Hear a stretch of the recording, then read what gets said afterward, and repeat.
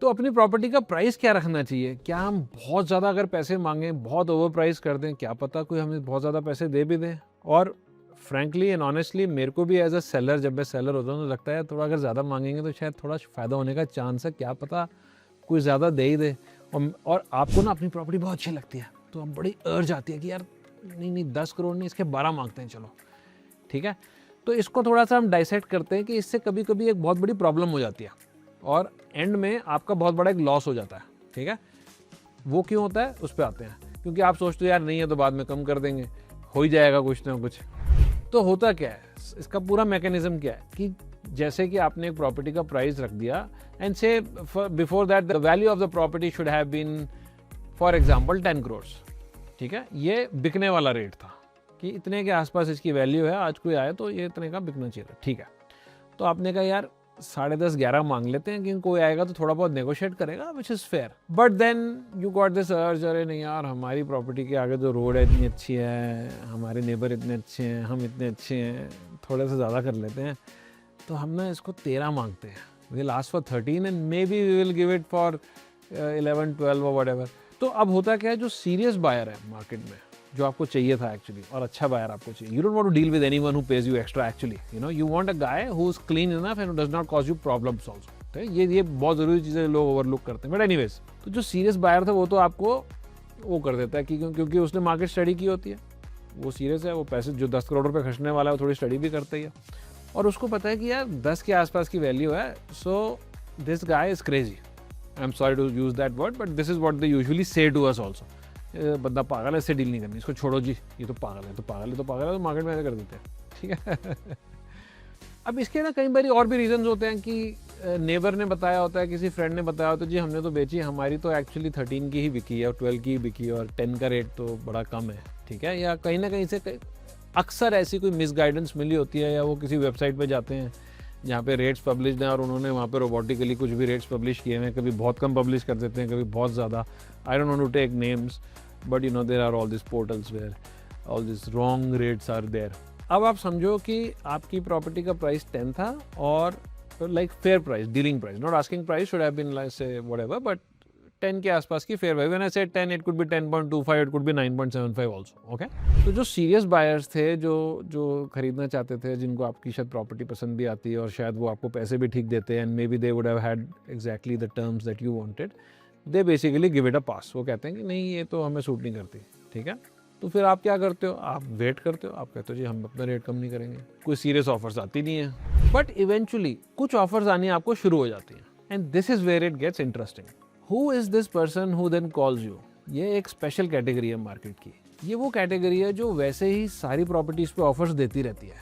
उनको तो ये है कि अगर कोई 10 रुपीज़ की चीज़ है तो हमें 8 की मिल जाए, और उनको कुछ बुरा नहीं लगता।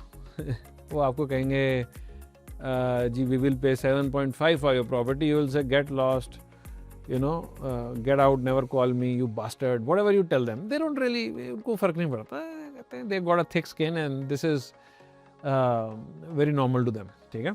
Now these are not bad people, इनका business है, they're going to buy at 8 and sell at 10, you know, they have their margin। अभी अगर 8 का भी लेंगे तो स्टैम्प ड्यूटी लगेगी, ब्रोकरेज लगेगी, दूसरी कॉस्ट्स होती हैं, तो उसके बाद उनको कुछ प्रॉफिट भी तो चाहिए ना, तो पैसा वो लगा रहे हैं, सब कुछ कर रहे हैं, कहीं ना कहीं इनहेरेंटली कोई रिस्क ले रहे हैं, काम कर रहे हैं, ठीक है। So I am not saying they bad people, but those are the people who you get offers from, ठीक है। समझ लो आप एक NRI हो, आप तो US में बैठे हो, आपने कहा जी हमारी प्रॉपर्टी जो है ये 40 की है, 50 मांगो, आपको ऑफर्स ही नहीं आएंगे। फिर आपको जिनके ऑफर्स आएंगे वो आपको देंगे 35, ठीक है। तो आप समझ रहे हो अभी क्या हो रहा है कि शायद चीज़ 40 की थी और आपको 35 के ऑफर्स आने लग गए, ठीक है। सॉरी मैंने एग्जांपल थोड़ा अगर चेंज कर दिया, तो अब 10 का हमने लिया हुआ था, तो आपकी प्रॉपर्टी 10 की थी और आपको 7-8 के ऑफर्स आने शुरू हो गए। अब सीरियस बायर आपको कॉल नहीं कर रहे, जो शायद आपको 10 की या 9 की ऑफर दे देते, अब आपको कॉल्स इन्हीं के आ रहे हैं, and you get upset, you like you know get lost, ये वो। पर थोड़े दिन बाद आप क्या करोगे, आपको ऑफर्स ही आ रहे हैं, सीरियस बायर्स के तो ऑफर्स ही आने बंद हो गए हैं आपको, वो तो आपको ऑफर ही नहीं कर रहे कुछ। तो जो ये ऑफर आ रहे हैं आपको लगेगा भाई यही बायर है मार्केट में और यही इतने की ऑफर है, इतने की डील करनी पड़ेगी हमें। ऐसे धीरे धीरे आपका माइंड मेकअप होना शुरू हो जाएगा। आप कितने भी हार्ड एंड हो, कितना भी आप सोचो नहीं हम तो बड़े टफ हैं, हमारे को पैसों की जरूरत नहीं है, नहीं है वो नहीं। This is going to happen to you. अब एक दूसरी चीज़ होती है, अब 3-4 महीने हो गए, 5 महीने हो गए, 6 महीने हो गए, आपकी प्रॉपर्टी मार्केट में पड़ी हुई है। अब बायर्स भी सोचते हैं यार पता नहीं है क्या प्रॉब्लम है, इनकी तो प्रॉपर्टी बिकती नहीं है, किसी को पसंद नहीं आती, या इसमें कोई प्रॉब्लम होगी। Let's take a more real example. अब 10 करोड़ तो हम एक छोटे से किसी फ्लोर की बात कर रहे थे। लेट अस से your property is worth 40 crore और अब आपको 33, 34, 35 की ऑफर्स आ रही हैं। एक कंसोर्टियम होगा, कोई बिल्डर्स का, वो आपको दे रहे होंगे क्योंकि उनको तो अपने मार्जिन चाहिए, कोई फाइनेंसर होंगे। और जो असली बायर्स थे, जो अच्छे बिल्डर्स थे या जो अच्छे जो सेल्फ यूज़र थे जो ले सकते थे अराउंड 40, वो आपको ऑफर्स नहीं दे रहे, ठीक है। पर वो उन्होंने अब फील करना शुरू कर दिया है यार ये सेलर ठीक नहीं है, ये प्रॉब्लम है, ये ज़्यादा मांगता है, ये डील नहीं करता है, कुछ ना कुछ ऐसी एक रूमर सा बन जाता है मार्केट में, एक गलत सी परसेप्शन सी बन जाती है, ठीक है। और या फिर इसमें कोई कमी है, this property is not getting sold, there must be something wrong, अब तक तो बिक गई होती। 3, 4, 5, 6, 7, 8 महीने बाद you get exhausted and you से यार ख़त्म करो, कितने मिलते हैं, इफ़ से 40 करोड़ की प्रॉपर्टी थी और वो 34 तक ही आ रहा है यार, क्या हो गया 35 तक करा के ख़त्म करो यार, और आप उसको ख़त्म कर दोगे। तब हुआ क्या, जो सबसे बढ़िया पूल था वो सारा आउट हो गया और जो सबसे अपॉर्चुनिस्टिक पूल था, जिनको मौके का फ़ायदा उठाना होता है as part of the business, आपके पास सिर्फ वही लोग रहे और एग्जॉस्ट होकर आपने उनको दे ही दिया। अच्छा, इसमें ना आपके माइंड में ये भी आएगा कि यार अभी तो मैं ये कह रहा हूँ, लेकिन अगर आप अभी मेरे को फ़ोन करोगे और आप कहोगे हमें प्रॉपर्टी ख़रीदनी है, तो मैं कहूँगा कि रेट तो बहुत ज़्यादा है, और जब आप कहोगे बेचनी है तो रेट तो बहुत कम है। ये ऐसा क्यों है? पॉइंट नंबर 1, ये सिर्फ आपके साथ नहीं है, मेरे साथ भी है। When I go to sell my own property, मैं थोड़ी सस्ती बेच रहा होता हूँ, जब मैं खरीदने जाता हूँ थोड़ी सी महंगी खरीद रहा होता हूँ। जैसे आप आज एक बैंक के पास जाते हो, you go to HDFC and say you want to buy US dollars, ठीक है। तो US डॉलर्स जब आप लेने जाते हो तो मिलते महंगे, पर आप बेचोगे तो वो आपसे सस्ता लेंगे। So there is always a spread and it's a law, it's everywhere. आज आप एक बिल्डर के पास एक रॉ मटेरियल बेचने जा रहे हो, आप कहते हो जी हमारे को ये अपना प्लॉट बेचना है, तो वो कहेगा हाँ ठीक है, I will give you 40 crore for it. पर आप कहोगे यार ये तो एक फ्लोर ही 15-15 करोड़ का बेच रहे हैं, तो ये तो is going to make 60 crore 70 crore whatever out of it, which is fine. But look, you are selling raw material, वो उसमें वैल्यू ऐड करेंगे, मेहनत करेंगे, बिजनेस चला रहे हैं, रजिस्ट्री करवाएंगे, कॉस्ट भी बहुत है, रजिस्ट्रेशंस हैं, कंस्ट्रक्शन है, दुनिया जहाँ की एजेंसीज़ को पैसे देने पड़ते हैं यहाँ पे ठीक है। So after that they have to add their profit also, so you have to factor in, कोई भी बिजनेस कर रहा है वो आपसे प्रॉफिट लेगा, ठीक है। तो अगर आप बिल्डर फ्लोर की कॉस्ट देखोगे तो आपको हमेशा ज़्यादा लगेगी, जस्ट लाइक अगर आप गोल्ड की कॉस्ट देखोगे तो वो कम होगी, लेकिन ज्वेलरी कॉस्ट में ज़्यादा होगी। इट्स फेयर, और ये मैं क्यों कह रहा हूँ, क्योंकि अक्सर लोग अरे यार फ्लोर तो इतने महंगे हैं, आप अपना हमारा रेट क्यों कम लगा रहे हो ठीक है, तो ये हमेशा होगा। दूसरा, एक रेंज भी है, ठीक है। अगर कोई आपको कहता है कि जी कोई 100 रुपीज़ मांग रहा है, तो वो 100 रुपीज़ में नेगोशिएशन भी होती है, ठीक है। वो 95 भी होता है, 90 भी होता होगा, कभी कभी शायद और भी कम होता हो। और व्हेन आई से your property is worth 40 crore, it could B worth 38 और 42, एक रेंज होती है। It is never a fix price, is not a stock market. जहाँ पे आपने एक स्टॉक का रेट फिक्स कर दिया जी, इसका जो प्राइस टू अर्निंग रेशियो हमारा 20 है या 30 है या 40 है, और उसके हिसाब से आपने वैल्यू कर लिया, ये ऐसा नहीं है। Now what should you do so you are able to sell your property well? So number 1, understand the pricing range before you decide the asking price. Now for example, your properties, आपने अपने market study वडी करी, आपने कहा यार इसकी fair value जिस पे दूसरी प्रॉपर्टीज़ की डील्स हो रही हैं, it seems is around 40 crore, और ये 40 हम सोच रहे हैं दिस कुड बी 39 to 41 और मे बी 38 to 42, इसके बीच की रेंज में है। Now you set a price that attracts serious buyers and good profiles. अब है क्या, आपको वो शेडी से लोग भी नहीं चाहिए, आपको वो लोग चाहिए जो अच्छे से डील करते हैं, जो पैसे ठीक से देते हैं, बैंकिंग चैनल से देते हैं, उनका पेपर वर्क ठीक है, देर प्रोफेशनल्स और देर एटलीस्ट प्रोफेशनल बिजनेसमैन, और उस तरह के लोग हैं जिनसे आप डील करना चाहोगे। तो आप चाहते हो कि वो पूल आपके पास आए रादर देन गोइंग एल्सवेयर। तो उसके लिए आप क्या करोगे, you set up a price which is at least a little competitive, थोड़ा लुक्रेटिव होना चाहिए। तो जैसे अगर हमें लग रहा है कि फेयर प्राइस अराउंड 40 है, आप 2-4-5% ही ऊपर मांगो।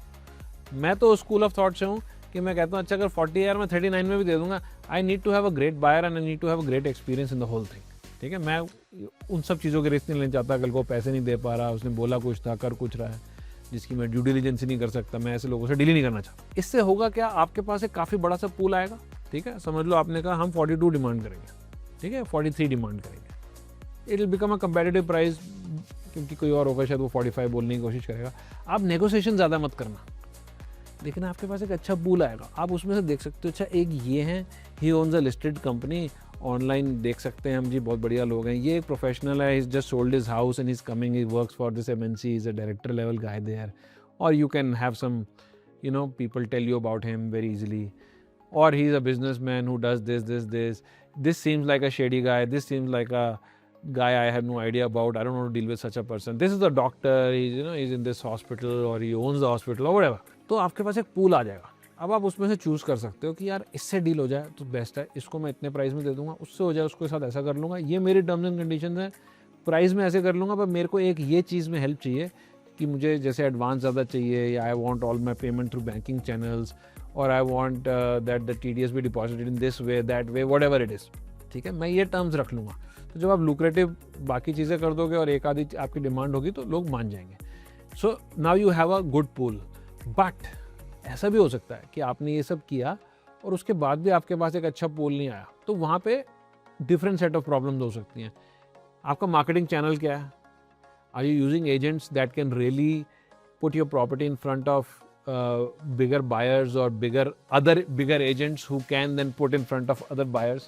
या आपने बस अपने एक दोस्त को बोल दिया यार कोई हो तो बताइए, ऐसी प्रॉपर्टीज नहीं बिकेंगी। एंड अगेन अगर 1-2 महीने हो गए हैं और आपको कोई सीरियस ऑफर्स या सीरियस कोई इंक्वायरीज भी नहीं आ रही, so I think it is time to restudy the market. हो सकता है कि आपने सोचा था कि प्राइस 40 है पर शायद वो 38 से ऊपर है ही नहीं। सो अगर आपके पास कुछ एक ऑफर्स आई हुई हैं, you would get back in touch with those people and से मे बी दोज ब्रोकर्स और हुएवर इज हेल्पिंग यू कि अच्छा आपको क्या लगता है कहाँ पे क्लोजर हो सकता है, आप हमें गाइड करो। वो कहेगा जी मेरी पार्टी तो 40 कहती थी या 39 कहती थी, ठीक है, and you can then take a call.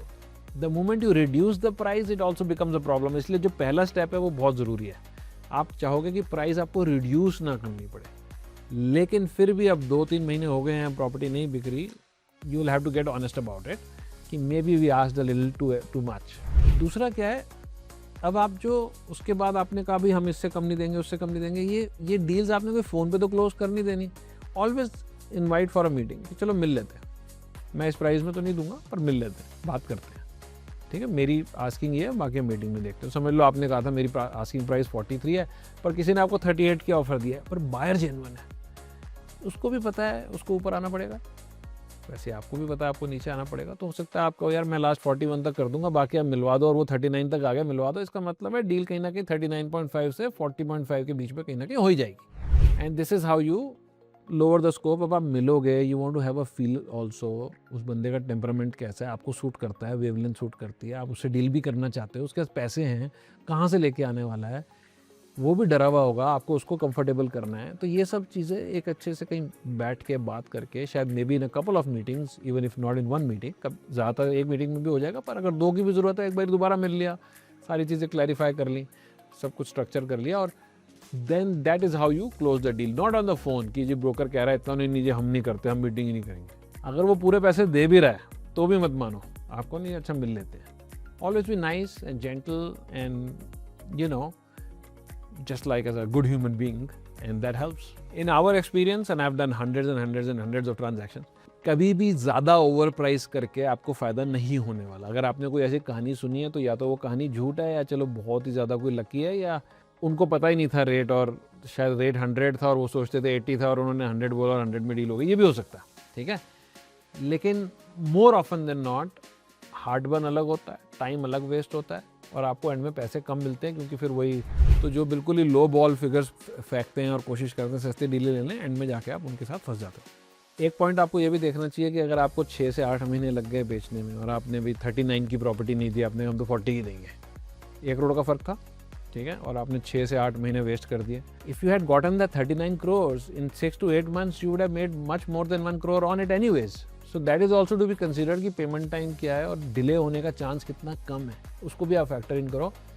But anyways, if you need help with closing any deals in South Delhi, or you need any more guidance, you can always write to us, and we are more than happy to help you.